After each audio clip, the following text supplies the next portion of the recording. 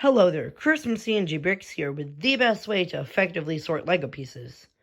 LEGO sets used to come with pretty standard bricks, usually 2x4s and other pieces around that size, but nowadays they come with all sorts of specialized pieces to make the set look very accurate. Since pieces are so specialized to make the set look good, I found that if you have a ton of old sets and you put them in a bin and they eventually broke, it's really hard to find the pieces you need to rebuild that set. Thus is why I'm sharing my most effective way that I found out over years of sorting LEGO pieces to effectively sort LEGO pieces. So the first part of sorting LEGO pieces, once you have your sets in a bin, you need to take them apart, because if you don't, it just won't work because there will be pieces stuck together. So I make sure all my pieces are taken apart from each other and no two pieces are stuck together. So now that we've done that, we can move on to the step-by-step plan for sorting LEGO pieces.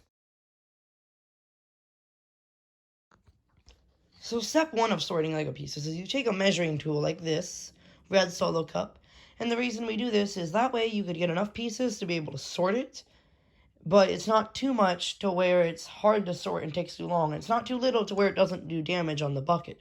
So you take your cup here, and completely fill it up, and then I'm going to go dump that out. Once you dump out the cup here, step 2 is to take out all minifigure related pieces. So I'm going to do that. So I've taken out all the minifigure related pieces here, and what I do is I take these pieces, the legs, the torsos, the heads, and I put them in their own bins. There's legs, there's torsos, and there's heads.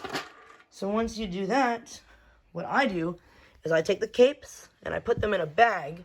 This way the capes can be flattened down. So I'm going to put the cape in there. And the last thing I do is I take all the accessories, so helmets and life jackets that go around the chest, weapons, stuff like that.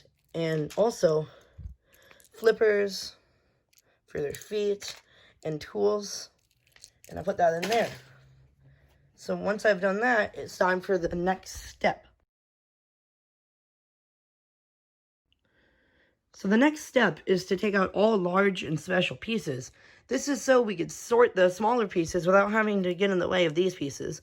And once pieces are in the bins, you won't have to dig through big pieces like this that'll hurt your fingers. So I take out all plates bigger than 6x6, like that, and all special pieces like boat pieces and airplane pieces. And I put those in a big bucket here.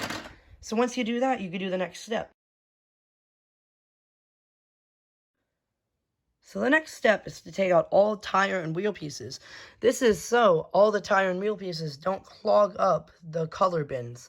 So what I do with all the tire and wheel pieces, I take them and I put them in a bin with the other tire and wheel pieces. That way when I have tires and wheels for car sets, I just come in here and find them. So now it's time for the next step. So the next step is to make sure to take out all Technic pins and axles. So I've taken them out and I've placed them up here. And what I do is I place them in their own special bucket. That way, when I have Technic sets or sets that have Technic pins and axles in them, I know exactly where they are. And I don't have to dig through sets with actual bricks to find them. So, time for the next step. The next step is to take out all rope pieces and all chain pieces, because if you put them in the normal brick bins, they will get tangled up with the bricks and it'll be a lot harder to untangle them. So what I do is I also put them in their own special bin with all their other ropes. That way they don't get tangled with other bricks.